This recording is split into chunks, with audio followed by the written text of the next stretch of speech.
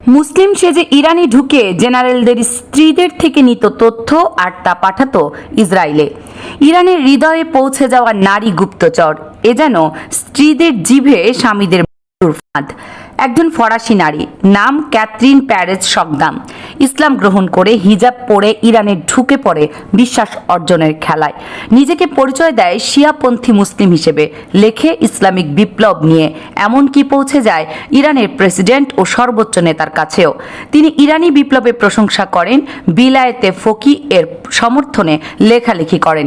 এমনকি তার প্রবন্ধ ইরানের সর্বোচ্চ নেতা আয়াতুল্লাহ আলী খামিনির ওয়েবসাইটেও প্রকাশিত হয়। কিন্তু এই মুখোশের আড়ালে লুকিয়ে ছিল এক ভয়ঙ্কর সত্য। তিনি আসলে ছিলেন ইসরায়েলের মোসাদের গুপ্তচর। তিনি উচ্চপদস্থ সামরিক ও রাজনৈতিক নেতাদের স্ত্রীদের বন্ধু হয়ে উঠলেন। তাদের সঙ্গে চা খাওয়ার আড়ালে শুনে নিলেন স্বামীদের ডিউটির সময়, নিরাপত্তা ডিটেলস, গোপন ঠিকানা, সফরের সময়সূচি। নারীদের মুখ থেকে উচ্চারিত নিষ্পাপ কথাগুলো পরিণত হলো রক্তাক্ত নির্দেশনায়। এই তথ্যগুলোই পাঠানো হতো বাইরে মোসাদের হাতে। ক্যাথরিন ছিলেন না কোনো সাধারণ গুপ্তচর। একজন লেখিকা ও গবেষক হিসেবে ইরানে প্রবেশ করেন ক্যাথরিন। তার শুদ্ধ ফরাসি ভাষা, নম্র ব্যবহার আর ধর্মীয় আনুগত্য দেখে খুব অল্প সময়ে মুগ্ধ হয়ে যায় উচ্চপদস্থ রাজনীতিবিদদের পরিবার, বিশেষ করে সামরিক কর্মকর্তাদের স্ত্রীরা। তারা ক্যাথরিনকে ভাবতে শুরু করে একজন নিজের মতোই আপনজন। ঘরোয়া আড্ডায়, পারিবারিক গল্পে খোলা মনে ভাগ করে নেয় জীবনের নানা খুঁটিনাটি। কিন্তু ক্যাথরিন ঠিক সেখানেই ছিলেন এক নিখুঁত শিকারী। তিনি শোনেন, বোঝেন, মনে রাখেন কে কোথায় যায়, কার কবে মিটিং, কাদের সঙ্গে দেখা হয়, কোন রুটে যাতায়াত। এই সব সাধারণ কথাই এক সময় হয়ে ওঠে নির্মম তার নীল নকশা। প্রতিটি কথা রেকর্ড হতো, প্রতিটি তথ্য পাঠানো হতো বাইরে।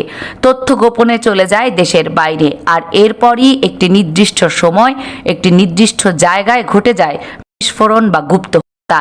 সন্দেহ কেউ করে না, কারণ ক্যাথরিন ছিলেন মহিলা বন্ধুদের একজন বিশ্বাসভাজন। এই তথ্যগুলোর ভিত্তিতেই নির্ধারণ করা হতো লক্ষ্যবস্তু। তারপর একে একে সংঘটিত হতো হত্যাকাণ্ড। নারীদের মুখে বলা নিষ্পাপ কথাগুলোই হয়ে উঠেছিল তাদের স্বামীদের মৃত্যুর কারণ।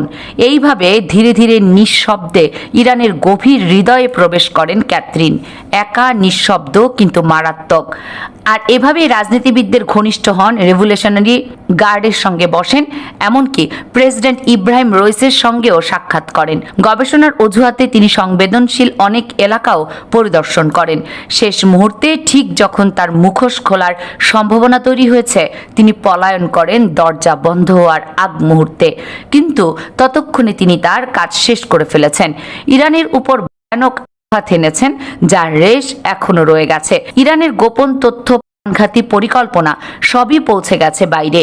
এই সংগ্রহ করা তথ্যের উপর ভিত্তি করেই ইসরায়েল এখনো পরিচালনা করছে একের পর এক নিখুঁত অভিযান, যার মূল উৎস ক্যাথরিনের হাত ধরে ঘর থেকেই পাওয়া গোপন তথ্য।